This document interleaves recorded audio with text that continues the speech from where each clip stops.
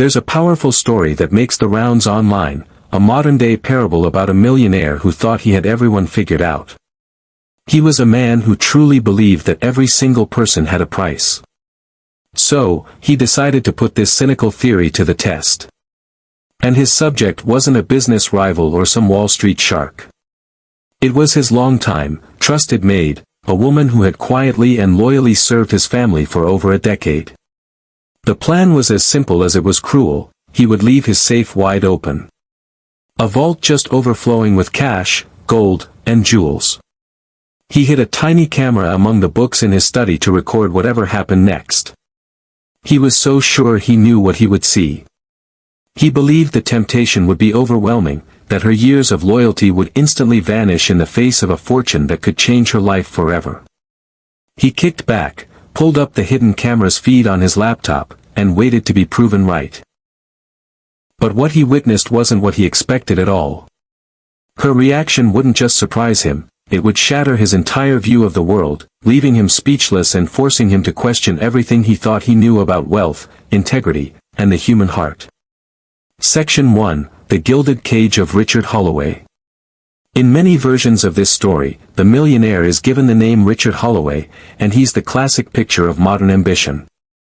He wasn't born with a silver spoon, he'd forged his own, building a massive tech empire from scratch. He'd achieved the American dream. He lived in a sprawling, minimalist mansion on a hill overlooking the city, a palace of glass and steel that felt more like a museum than a home. But all that success had cost him something. The hungry kid who dreamed of a better life had become a man who trusted no one. In the cutthroat world he lived in, he'd seen partners betray each other and friends sell secrets. So he operated under one cynical rule. Everyone is driven by self-interest. To him, loyalty was just a transaction, a temporary deal. Trust was a liability he simply couldn't afford. His friends were men just like him, powerful, rich, and deeply jaded. It was during a get-together on a penthouse balcony, swirling expensive scotch, that the seed for his cruel experiment was planted. A fellow CEO laughed and told a story about how his own longtime employee, someone he thought of as family, had stolen his wife's diamond bracelet. "You can't trust anyone, Rick," he slurred with a smirk. "Especially not the help. They're all just waiting for an opportunity." Those words stuck with Richard, confirming the fortress of suspicion he'd built around himself. He thought of his staff, and his mind settled on Clara. Clara had been with him for years, a quiet, constant presence in his sterile home. She was almost too perfect. And in Richard's world, perfection was just an illusion. He decided it was time to find out what was really underneath. It was a test, he told himself, of human nature itself. Section 2, The Unseen World of Clara. In this story, the maid is often called Clara, and her world was a universe away from the cold marble and empty rooms of Richard Holloway's mansion. She had been in his service for 12 years, the silent historian of his life. She didn't just clean his house, she cared for it. She knew exactly how he liked his coffee and which window to open to let the morning sun in without creating a glare on his computer screen. She was the one who brought warmth to a house that was otherwise a cold monument to his success. Her own life was a different story, one of quiet struggle and deep resilience. She lived in a small, clean apartment in a part of town the wealthy never saw. The place was filled with photos of her family. Her late husband, her sister who was battling a chronic illness, and her nephew, a bright young man in college whose tuition was a constant source of both worry and pride. Every dollar Clara earned had a job to do, a portion for her sister's medical bills, another for her nephew's education, and the rest for her own simple needs. She never complained.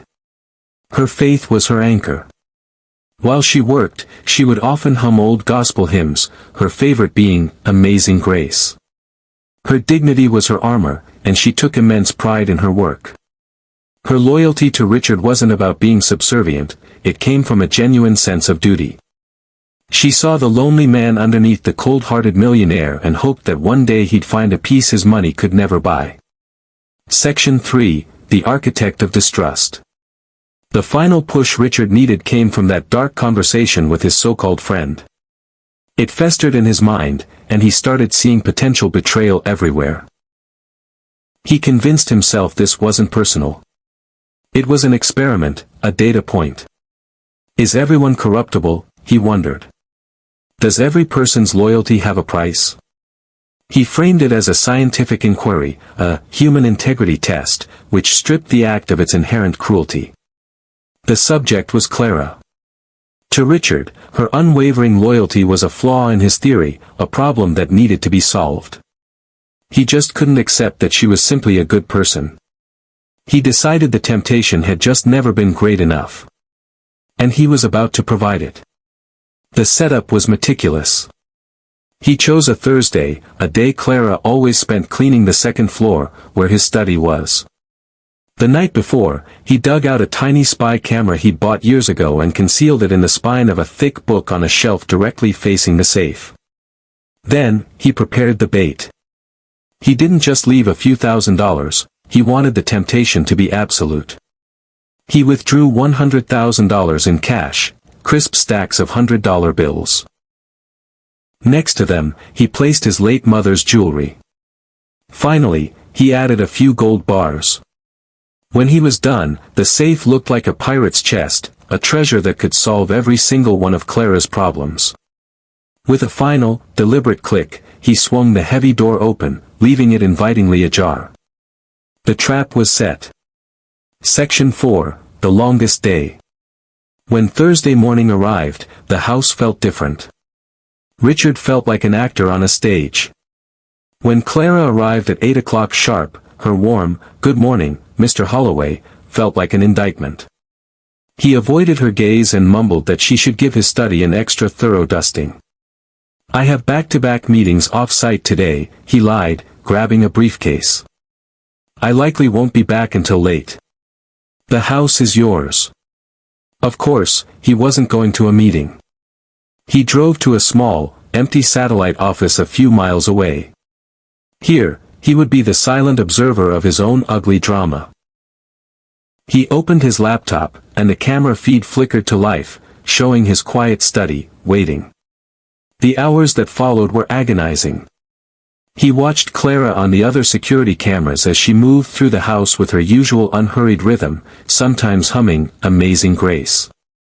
With every note, a pang of guilt pierced Richard's cold resolve. One part of him, the cynical CEO, desperately wanted to be right. A bitter victory is still a victory, after all.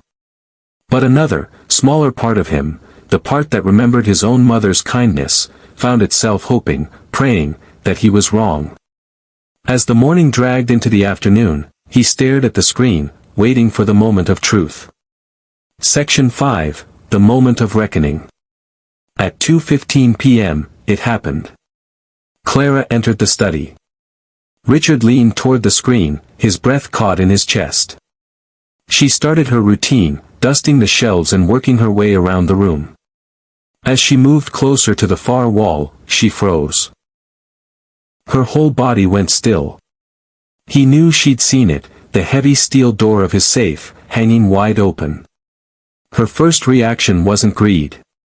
It was fear.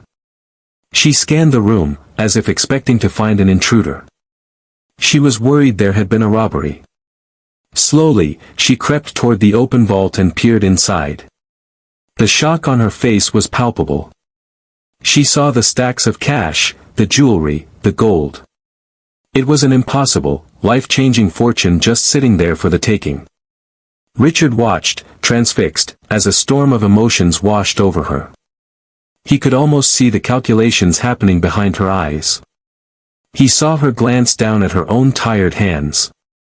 This money could mean an end to a lifetime of financial struggle. Her sister's medical bills, paid. Her nephew's college tuition, secured. Her hands started to rise, trembling. She reached forward, her fingers outstretched, hovering just inches from a stack of cash. Richard leaned in, his heart pounding. "Here it comes," his cynical mind whispered. "Everyone has a price." But then, something shifted. Her fingers curled back into a fist. Her expression changed from temptation to a deep, profound sorrow. A single tear traced a path down her cheek. It wasn't a tear of a woman sad about her own poverty. It was the tear of a woman who had just realized the spiritual poverty of the man she worked for. She wasn't crying because she couldn't have the money, she was crying because he thought she would take it. She knew it was a test. And the knowledge of his suspicion was a wound far deeper than any hardship. With a deep, shuddering breath, she straightened her back. Her dignity returned like a shield. She looked at the fortune before her, not as a temptation, but as an insult. Then, with slow, deliberate resolve, she reached out, took the heavy steel door, and pushed it shut. It closed with a solid, definitive thud. The trap was closed. She turned and walked out of the study, her humming replaced by a heavy, profound quiet. Section 6, The Sound of Silence. Richard sat staring at the now empty screen. The click of the safe door echoed in the small office, louder than any explosion. He was speechless.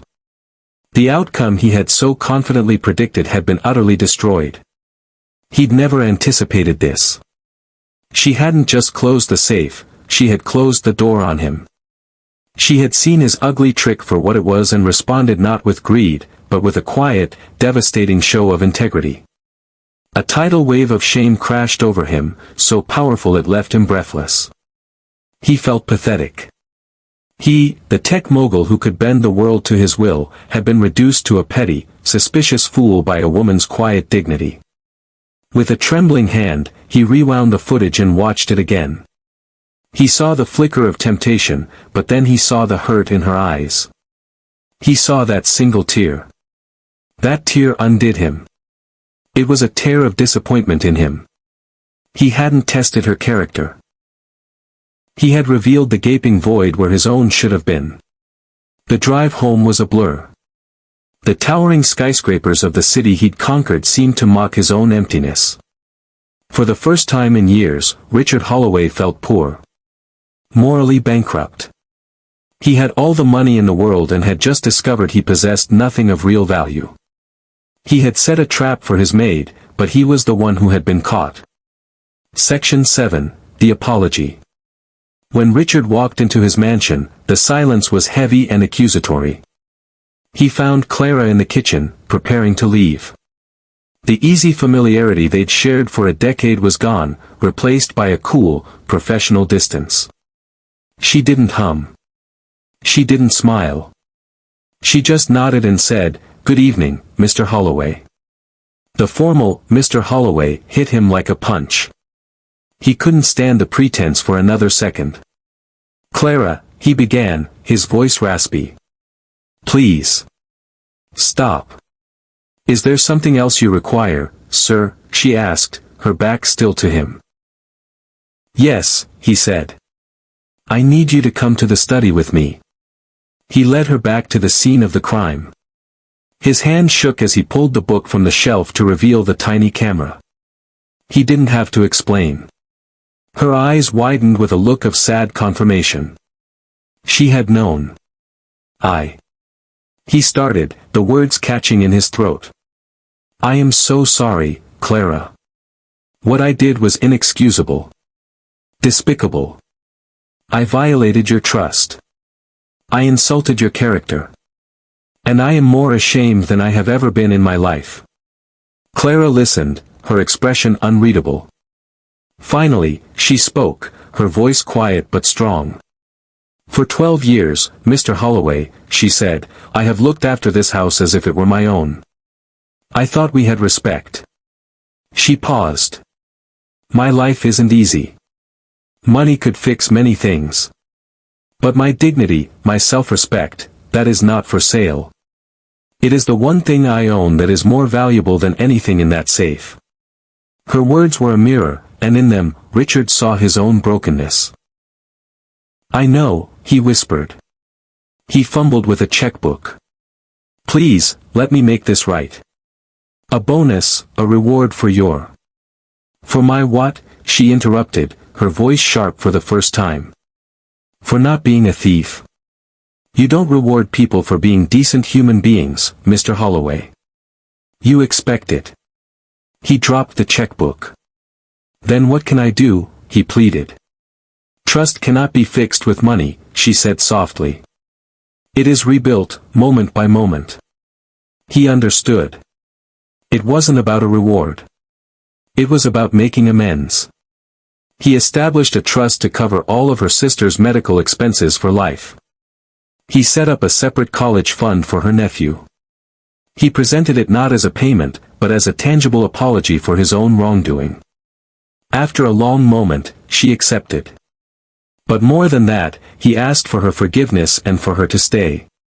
Not just as his maid, but as a friend, as the moral compass his life so desperately needed. CTA and conclusion. The story of the millionaire and his maid is a powerful one. While it circulates across the internet as a modern parable, with names and details often changing, its core message is timeless. It's a story that teaches us something we often forget in a world obsessed with what things cost: you can't put a price tag on integrity. Richard learned that true wealth isn't measured by what's in your bank account, but by the character of the people you choose to have in your life. This story makes you wonder, what would you have done in Clara's situation?